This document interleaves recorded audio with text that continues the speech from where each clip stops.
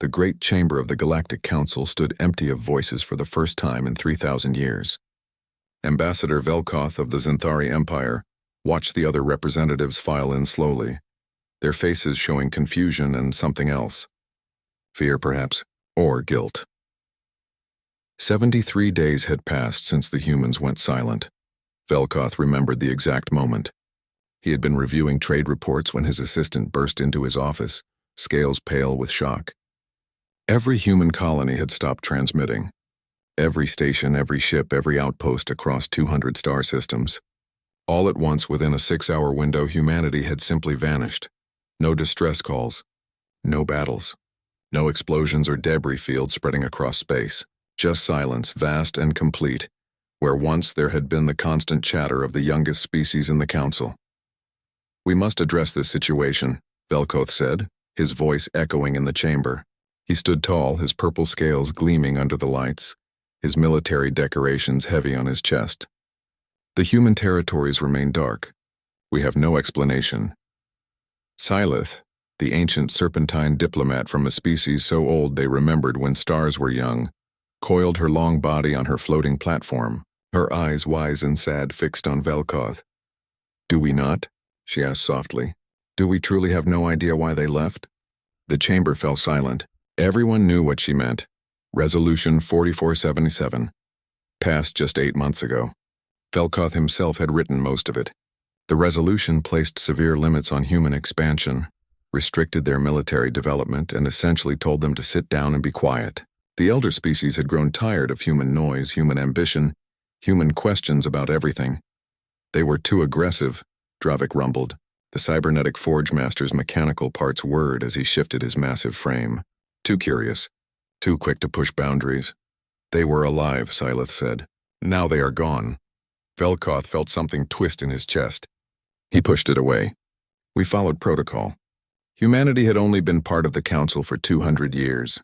They needed to learn patience, to respect the wisdom of elder species. They tried to warn us," a small voice said. Everyone turned to look at Yenna Brightscale, a young Arxian scientist. Her blue feathers ruffled with nervousness as the attention of the most powerful beings in the galaxy focused on her. "Warn us about what?" Velkoth demanded. "I don't know," Yenna admitted. "But I worked with human researchers.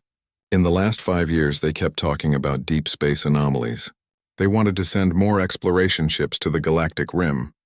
They kept requesting more resources for defense projects. Every request was denied. Because they couldn't explain what they needed them for," Velkoth said. "They spoke in riddles and showed us incomplete data. How are we supposed to approve massive military expansion based on human paranoia?" "What if it wasn't paranoia?" Silith asked. Velkoth pulled up a holographic display. The last transmission from Ambassador Kira Chen appeared, her dark human eyes steady and calm. She had been young for a diplomat, only 40 years old, but she had carried herself with dignity even as the Council voted against humanity again and again. Her final words played through the chamber. "You wanted us to be less visible. Consider your wish granted." At the time, Velkoth had thought it was anger, perhaps a threat. Now, standing in a council chamber that felt too empty, he wondered if it had been something else. A goodbye, maybe, or a warning. "The investigation teams have been exploring human territories for weeks now," Dravik said, pulling up his own reports. "What they've found makes no sense. The holograms showed city after city on human worlds. Earth, Mars, the colonies on Titan and Europa, the distant settlements around Proxima Centauri, all of them intact. Power running, lights on, automated systems maintaining everything perfectly. But no people. Not a single human anywhere. Food left on tables," Yenna said, her voice shaking. "Half-eaten meals. Running water in homes. Books left open. Pets being fed by robotic caretakers. It's like they all just stepped out for a moment and planned to come right back. Except they've been gone for 73 days, Velkoth said.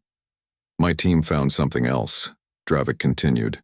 His image shifted to show massive underground structures. On every human world, they built these in the last 5 years. Construction projects on a scale we've never seen. They were completed just before the humans vanished, and now they're all sealed shut. We can't open them. Human technology locks us out. Velkoth studied the images. The structures were enormous, tunneling deep into the planets. Some kind of bunkers, perhaps? But why would they need bunkers on every single world? There's more, Dravik said, and something in his voice made everyone pay attention. I found a personal message, left for me specifically by Marcus Webb, a human engineer I worked with for years.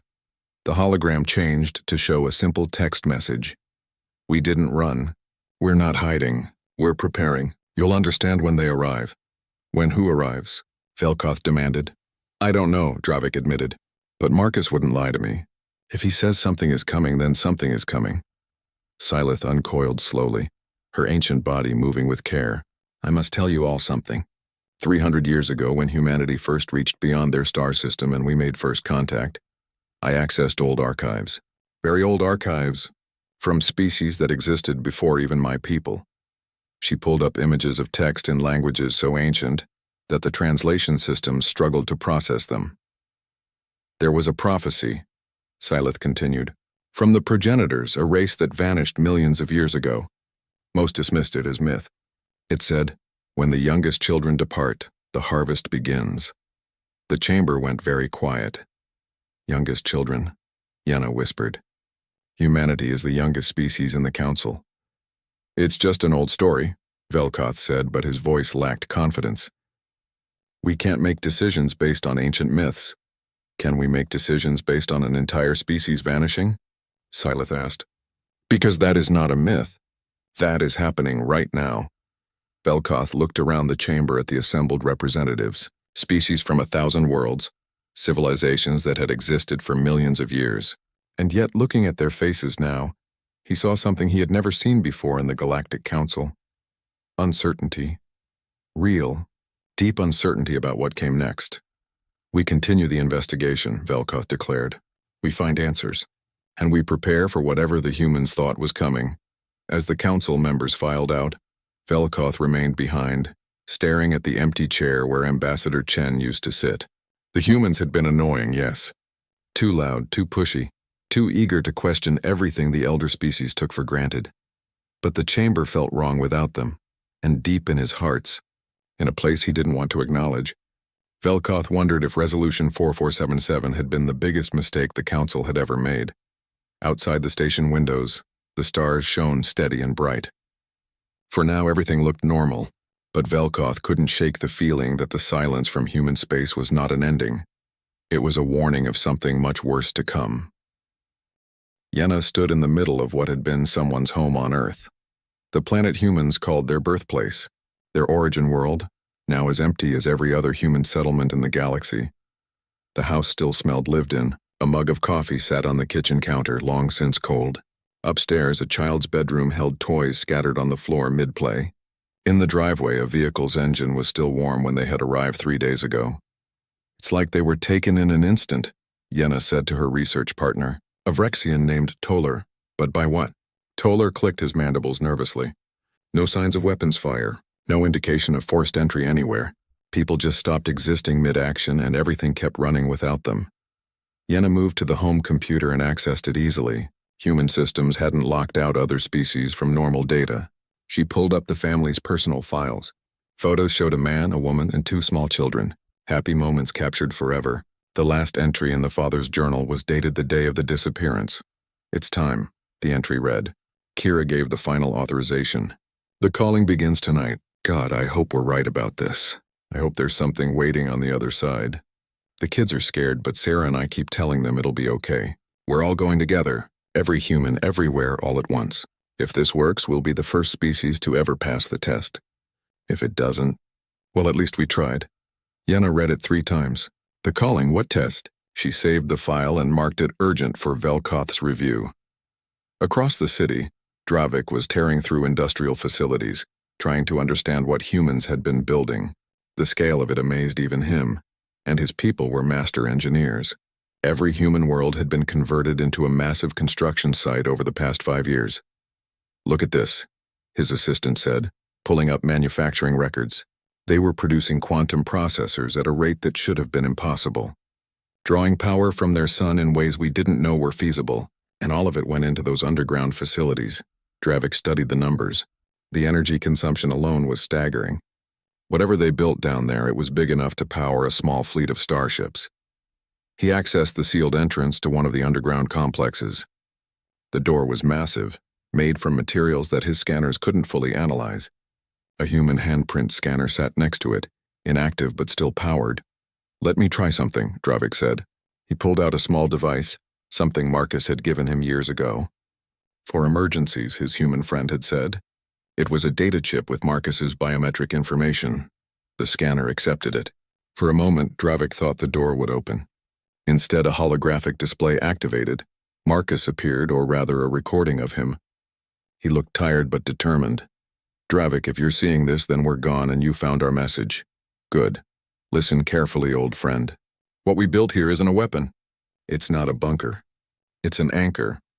The hologram showed complex diagrams that made Dravik's cybernetic brain hurt trying to process them.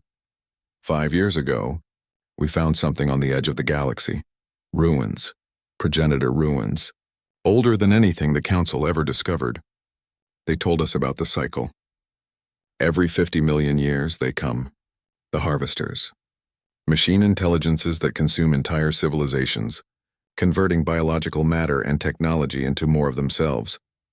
Dravik felt his cooling systems work harder as fear flooded through him. "We tried to warn the Council." Marcus's recording continued. "We really did. But every time we pushed for more exploration, more defense, you all shut us down. Resolution 4477 made it illegal for us to even continue our research. So we went dark with it. We had to." The hologram changed to show star charts, a wave moving inward from the galactic rim, consuming everything in its path. The progenitors left instructions, not on how to fight the harvesters, on how to escape them. There's another layer of reality, a dimensional space outside normal physics. They built gates to it. We found their gates, studied them, and built our own. These anchors, Dravik's massive hands clenched. Humans had found a way to escape to another dimension. We ran the numbers, Dravik. Even if we told the Council everything, even if they believed us and helped, we couldn't save everyone. Not in time. The harvesters are already here at the rim. They'll reach Council space in months. The hologram showed Marcus's face up close, tears in his eyes.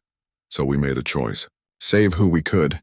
We evacuated humanity to dimensional space, all 8 billion of us. But we left something behind. We left you a chance. The recording explained the sealed facilities. They were dimensional shelters, built to hold trillions of life forms. Humans had used all their resources, all their time to build salvation for others. When the harvesters come, and they will come, get everyone you can to these shelters. The coordinates are embedded in this message. You'll have to trust us one last time. Marcus smiled, sad and small.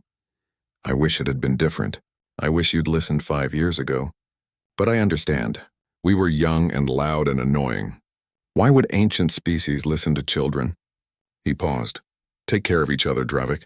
And tell Velkoth that Kira forgave him before she left. She understood he thought he was doing the right thing. The hologram faded. Dravik stood in silence for a long time. Then he activated his communications array and sent an emergency transmission to every Council world. On the Council station, Velkoth received Dravik's message and immediately called another emergency session. Within hours, representatives from across the galaxy gathered again. Velkoth played Marcus's recording for everyone. The chamber watched in growing horror as the truth unfolded. This is impossible, one of the elder representatives said. The progenitors were myths. Dimensional travel is theoretical at best. The humans must have been mistaken. Then explain where 8 billion humans went, Silith said quietly. Explain the empty cities and the sealed facilities they built specifically to save us. Yenna stood, her legs shaking. I have more evidence. Personal logs from dozens of human families. They all reference the same thing. The calling. The great filter test. Passing through. They knew they were leaving. And they knew something was chasing them, Dravik added. Velkoth pulled up the deep space monitoring data. 3 days ago, we detected anomalies at the galactic rim. Stars going dark. We thought it was a sensor malfunction. The holographic display showed the outer edge of the galaxy. One by one, stars were disappearing. Not exploding, not dying naturally, just vanishing, consumed by something moving through space. It's moving toward us, Yenna whispered. The wave is moving inward. Velkoth calculated the speed. At current rates, the wave would reach the first major council worlds in 4 months. How many can the human shelters hold? Sylith asked. Dravik checked the specifications from Marcus's message. Billions. Maybe trillions if we pack them in, but not everyone. Not all 5,000 council species spread across 100,000 worlds. The chamber erupted in panic, representatives shouting, demanding answers, some calling the humans liars, others already planning evacuations.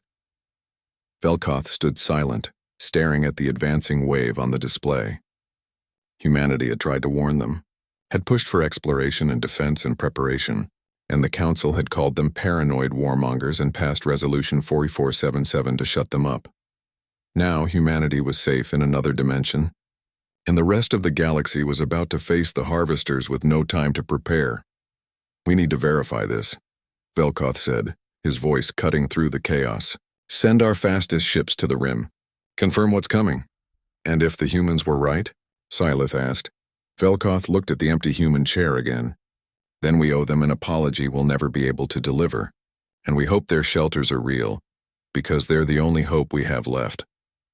As the Council scrambled to organize scouting missions, none of them noticed the small transmission that arrived from deep space. A message on human frequencies, brief and encoded. Only Dravik's systems caught it, translating it automatically. Phase 1 complete. Phase 2 beginning. Trust the anchors. We didn't leave you behind. Dravik said nothing, but for the first time since humanity vanished, he felt something other than despair. He felt hope. The scouting ship Eternal Light returned to Council space 6 weeks after departing for the Galactic Rim. It should have been a 3-month mission. The fact that it came back early, and that it was transmitting emergency distress codes, told Velkoth everything he needed to know before reading the report. The humans had been right. Captain Vorash, a seasoned Meldorian explorer with 40 years of deep space experience, looked like he had aged a decade in 6 weeks. His blue skin had paled to almost white, and his hands shook as he transmitted the data. They're real, Vorash said, his voice hollow. The harvesters. They're real and they're coming, and nothing we have can stop them. The council chamber fell silent as the footage played. It showed a fleet of ships, if they could be called ships. They were more like metallic organisms, each one the size of a moon, moving through space with impossible grace. Where they passed, stars dimmed and died, their matter consumed and converted. The footage showed them approaching a council outpost, a small colony of 10,000 Vriliks on a mining world. The defenders fought bravely. They had warships, shields, weapons that could shatter moons. The harvesters didn't even slow down. The ships simply absorbed everything. Energy weapons, kinetic missiles, even the desperate last attempts to ram them with suicide ships. All of it vanished into the harvester fleet, consumed and converted. The colony died in 17 minutes. We monitored from a safe distance, Vorash continued, or what we thought was safe. One of them detected us. It started pursuing. We jumped through 4 different dimensional rifts, used every trick we knew. It followed us through all of them. We only escaped because, he paused, swallowing hard, because it stopped chasing us. Not because it couldn't catch us. Because it chose to let us go. Why? Yenna asked. I think it wanted us to warn everyone, Vorash said. I think it wants us to know we can't run. Can't hide. Can't fight. Velkoth studied the data. The harvester that had chased Vorash had moved faster than anything in council records. It had casually breached dimensional rifts that should have been impossible to navigate, and according to the sensors, it wasn't even working hard. How many are there? Dravik asked. We counted over 10,000 ships in the front wave alone, Vorash said. Long-range sensors suggest there are millions more behind them. This isn't an attack force. It's an extinction fleet. Sylith pulled up the star charts. At their current speed, they'll reach the first major populated council worlds in 6 weeks. The heart of council space in 4 months. We need to evacuate, someone shouted. To where? Another representative demanded. They can follow dimensional rifts. They move faster than our best ships. Where can we possibly run? The human shelters, Yenna said. That's where. It's the only option. Velkoth activated his communications array. How many people can we realistically evacuate in 6 weeks? The numbers came back grim. Even using every transport ship in council space, working non-stop, they could maybe save 5% of the population. 5 billion out of 100 billion sentient beings spread across the galaxy. We need to establish priority, one of the elder representatives said. Save the most important species first. The oldest civilizations, the most valuable genetic samples, the critical personnel. No, Dravik said, his voice like thunder. The humans built those shelters for everyone. We don't get to decide who lives and dies based on how old or important we think we are. Then we save no one, the representative snapped. Because we can't save everyone. The chamber descended into chaos. Species arguing over priority, over resources, over who deserved to live. It was ugly and desperate and exactly what Velkoth had feared. Silith's voice cut through the noise, amplified and sharp. Enough. The ancient diplomat uncoiled to her full height, her body stretching up above the arguing representatives. Listen to yourselves. The humans built us salvation with their own hands even after we dismissed them, restricted them, treated them like ignorant children, and now we argue about who deserves their gift more? She looked at each representative in turn. Humanity spent 5 years preparing for this. They tried to warn us every step of the way. Do you want to know what Resolution 4477 really was? It wasn't about maintaining order. It was about silencing the only species brave enough to tell us the truth. Velkoth felt shame burn through him. He had written that resolution. He had been so sure humanity needed to learn its place. They broke treaties to build deep space monitoring stations. Silith continued. We called them warmongers. They were building an early warning system. They pushed for military expansion. We called them aggressive. They were trying to buy time. They requested massive resources for construction projects. We called them greedy. They were building our salvation. Yenna pulled up old council records.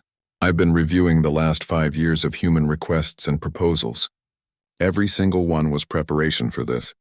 Every violation of council law was an attempt to save us. The evidence was damning. Humanity had submitted 53 proposals for increased deep space exploration. All denied.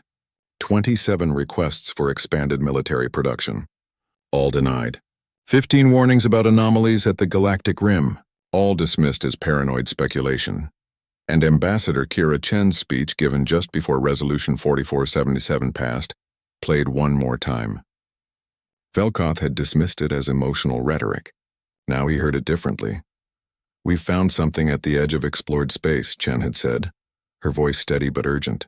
Something that suggests we're not as safe as we believe.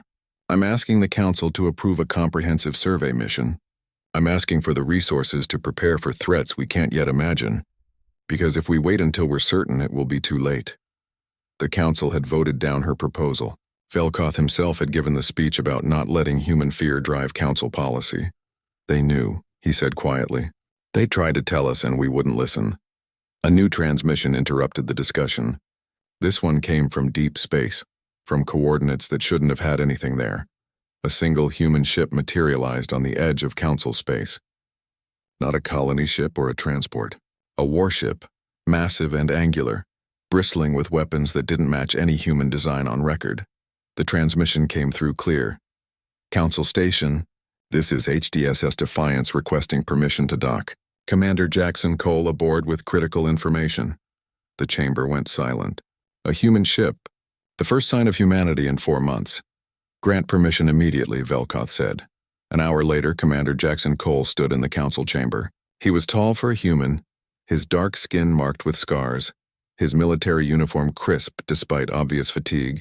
Behind him stood a crew of 50 humans, all wearing the same exhausted but determined expression. Commander Cole, Velkoth said. Where is the rest of humanity? Safe, Cole replied. In dimensional space, as I'm sure you figured out by now. All 8 billion of us, plus our infrastructure, our resources, everything we could move in the time we had. But you came back, Silith said. Cole nodded. 200 of us volunteered. We're all that's left in normal space. We came back because you need help. And because humans don't abandon their friends, no matter how much those friends might have screwed up. The bluntness of it shocked some representatives. Yenna almost laughed at their expressions. We have a plan, Cole continued.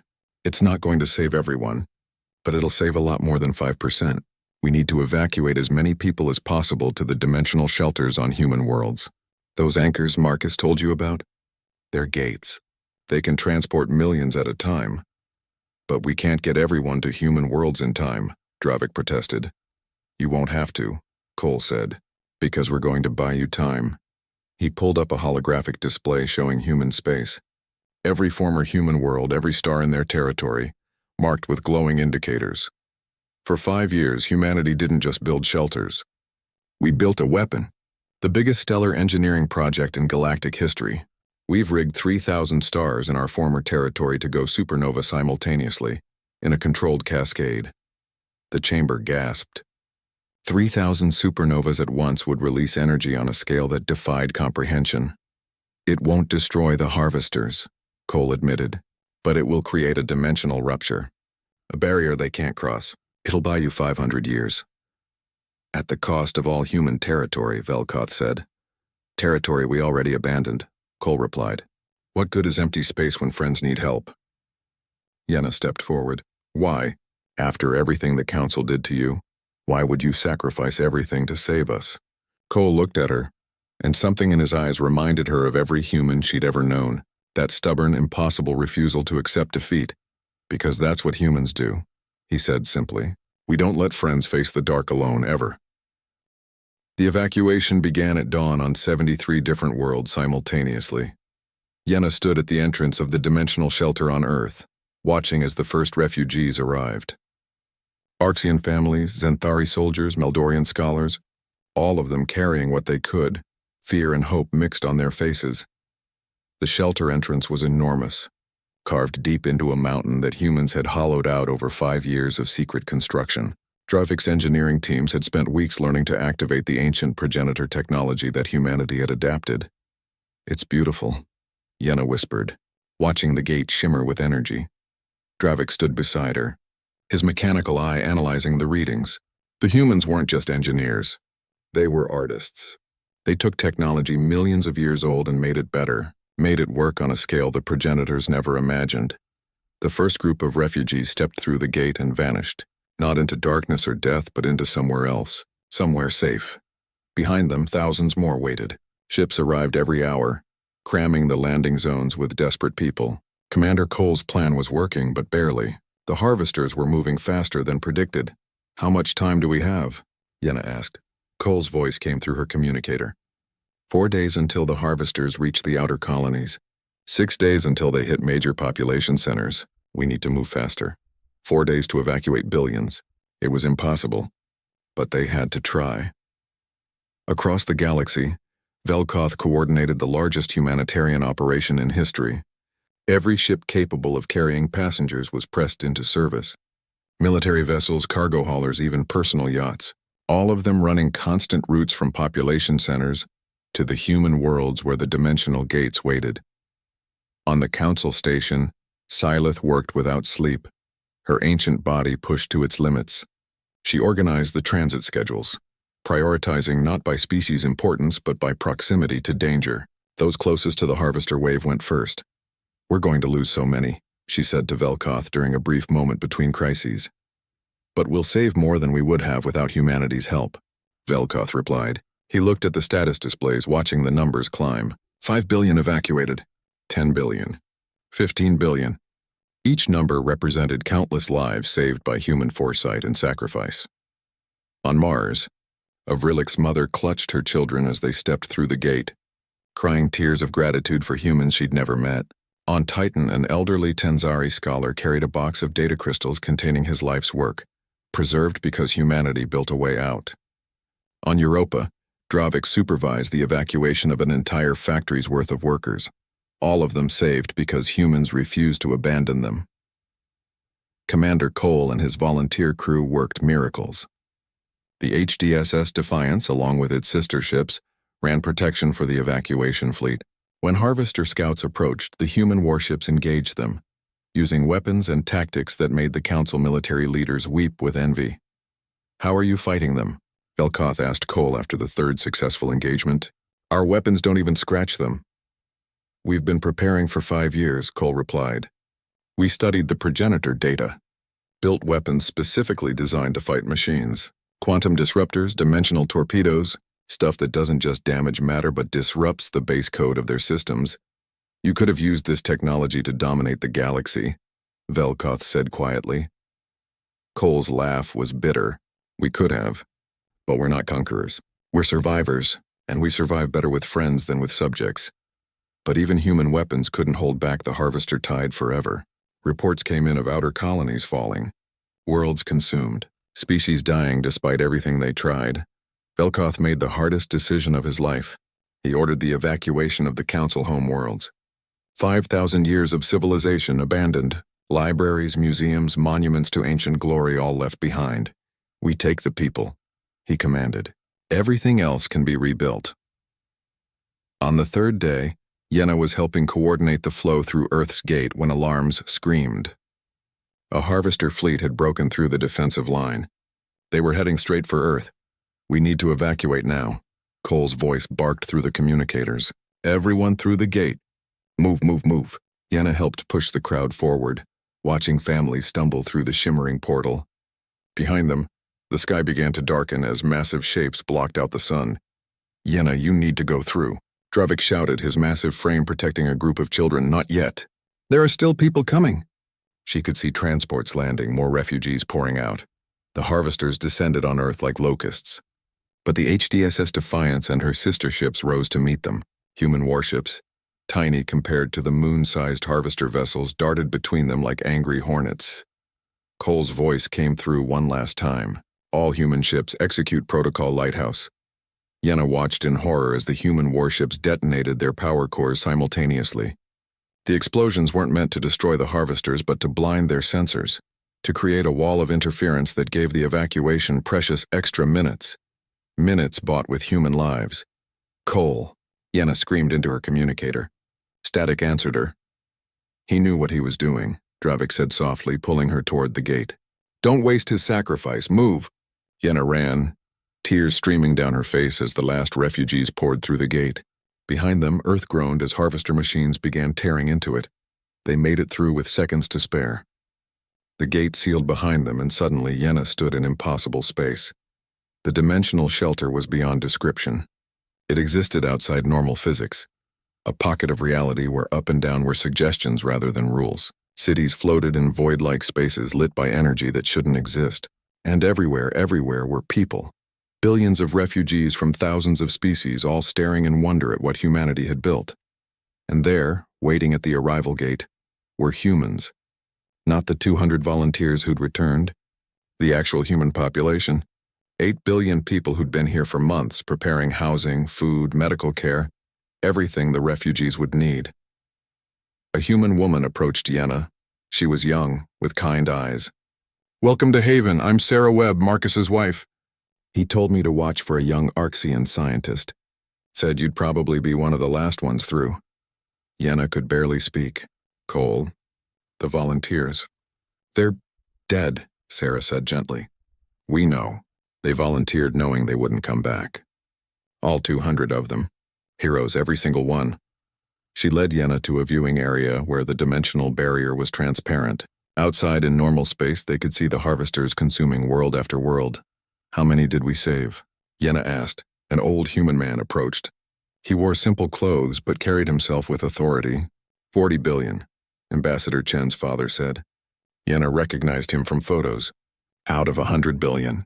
40 billion lives saved because my daughter believed the council would listen eventually, because Commander Cole believed in second chances, because 200 volunteers believed some things are worth dying for. He pointed to another display, and now the final gift. Human space lit up on the display. 3,000 stars. All the systems humanity had once called home. All simultaneously erupting into supernovas. The cascade was beautiful and terrible, a wall of fire spreading across a quarter of the galaxy. The dimensional barrier shimmered and solidified. The harvesters tried to cross it and failed, tried again and failed again. They were trapped on the other side, locked out of dimensional space by the most magnificent explosion in galactic history. 500 years, Sarah said. That barrier will hold for 500 years. And in that time we build, we prepare, we get ready so that when they finally break through, we're not running anymore. Yenna looked out at the refugees streaming in through dozens of gates, at the humans working tirelessly to help them, at the impossible feat of engineering and sacrifice that had saved half the galaxy. Why? She asked. Why would you give up everything for us? Sarah smiled. Because Marcus always said the best thing about humans is that we're too stubborn to let friends die alone. Even when those friends didn't believe in us, even when they shut us down and silenced us, we don't hold grudges when extinction comes knocking. Around them, the dimensional shelter hummed with life. 40 billion souls from 5,000 species, all saved by the race the Council had dismissed as too young, too reckless, too human. Velkoth's voice came through the shelter's communication system, addressing everyone. We are alive because humanity refused to accept our fate. They saved us when they could have saved themselves more completely. We owe them a debt that can never be repaid. In the distance, through dimensional barriers, Yenna could see the harvesters gathering at the wall of fire, waiting, patient, inevitable. But they would wait for 500 years. And humanity had already proven what they could do with 5 years of preparation. Yenna smiled through her tears. The galaxy had 500 years to see what humans and their friends could do together. The harvesters had no idea what was coming. 5 years after the evacuation, Yenna stood on a platform that shouldn't exist in a place that defied physics. The city of New Harmony floated in dimensional space, its towers reaching toward nothing and everything at once. Buildings grew like crystals, following rules of architecture that combined human creativity with council engineering. The streets below bustled with a mix of species that once barely spoke to each other. Still amazes me every time I look at it, Dravik said, joining her at the observation deck. His mechanical parts had been upgraded with human technology. He moved smoother now, faster, better than before. 5,000 species living together, Yenna said. No council hierarchy. No elder races dictating to younger ones. Everyone equal. Because when you're all refugees, titles don't mean much, Dravik rumbled. Humans taught us that. Below them, Yenna could see human children playing with Arxian younglings, Centauri adolescents studying beside Vrelix students. Languages mixed and merged. Cultures blended. It wasn't perfect, but it was something the old council had never achieved in millions of years. A sense of genuine unity. Velkoth approached them, his purple scales now marked with scars from the evacuation. He'd aged visibly in 5 years, but his eyes held something they hadn't before. Humility. The memorial is ready, he said quietly. We're gathering everyone for the dedication. The 3 of them made their way through the city. Transport platforms carried them over impossible distances. Using technology, humans had reverse-engineered from progenitor ruins and improved. The memorial stood at the heart of New Harmony, where dimensional barriers were transparent enough to see normal space. It was a massive structure, shaped like a reaching hand, made from materials gathered from every refugee species. 40 billion people gathered around it, more joining via holographic projection. Every single person saved from the harvesters stood together to remember those lost. The monument held 2 walls of names. The larger one listed the 60 billion souls who hadn't made it. Species that died completely, worlds consumed, civilizations erased. The names ran for miles in every language the Council had ever spoken. The smaller wall held 200 names. Human names. Commander Jackson Cole, his crew. The volunteers who gave everything to buy time for strangers to escape. Ambassador Chen stepped forward to speak. She was older now, her hair gray, but her eyes still sharp. She'd come out of dimensional retirement to help lead the unified government forming in Haven. We gather today not just to mourn, Chen said, her voice amplified to reach everyone, but to remember why we survived. 60 billion souls lost, 40 billion saved. Those numbers will haunt us forever, but we must let them drive us forward, not pull us down. She gestured to the smaller wall. These humans volunteered for a one-way mission. They knew they would die.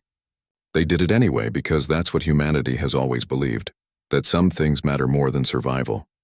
Things like friendship, like refusing to let others suffer alone, like standing up to the dark even when the dark is stronger. Yenna felt tears on her face. She wasn't alone. Around her, beings from 1,000 worlds wept together. But this memorial isn't just about death, Chen continued. Look behind you, everyone turned. Behind the memorial, visible through dimensional barriers, was the construction site. It stretched across dimensional space like a massive shipyard, except it was building something far beyond simple ships. Thousands of construction platforms worked simultaneously, crewed by mixed species teams. Human engineers worked beside Centauri military experts. Arxian scientists collaborated with Forge Masters, every species contributing their knowledge to a single unified purpose. 500 years, Chen said. That's how long the barrier will hold. The harvesters will eventually break through. They always do. That's what the progenitor records tell us. But here's what those records also say. No species has ever had 500 years to prepare. No species has ever unified 40 billion people across 5,000 cultures. No species has ever combined the knowledge of an entire galaxy's worth of civilizations. She smiled, fierce and determined. The harvesters have culled 1,000 galaxies. They've never failed. But they've never faced us before. Not humanity. Not the council species. Not all of us together. Angry and scared and stubborn enough to tell extinction to wait its turn. The crowd roared. Species that had barely tolerated each other 5 years ago now shouted as one voice. Velkoth stepped forward next. His voice shook slightly, but he forced himself to speak. I wrote Resolution 4477, he said, and the crowd went quiet. I silenced humanity when they tried to warn us. I called them warmongers and paranoids. I dismissed their fears as the overreaction of a young species that didn't understand how the galaxy worked. He looked at the memorial, at Cole's name carved in stone. I was wrong, completely, utterly wrong, and 60 billion people paid the price for my arrogance, for our arrogance. The council believed we knew better because we were older. We forgot that age doesn't equal wisdom, experience doesn't equal understanding, and tradition doesn't equal truth. He turned to face the crowd. Humanity was right. About everything. And when they could have saved only themselves and lived in comfort, they chose to build salvation for us too. They spent their resources on our survival. They died buying us time. That is a debt we can never repay. He paused, his voice growing stronger. But we can honor it. We can become worthy of their sacrifice. We can build a civilization that learns from our mistakes, one where young voices are heard, where warnings aren't dismissed because of who speaks them, where we face dangers together instead of arguing about who's more important. Dravik stepped forward, his massive frame moving with surprising gentleness. Marcus Webb was my friend. He tried to tell me what was coming. I believed him, but I didn't push hard enough.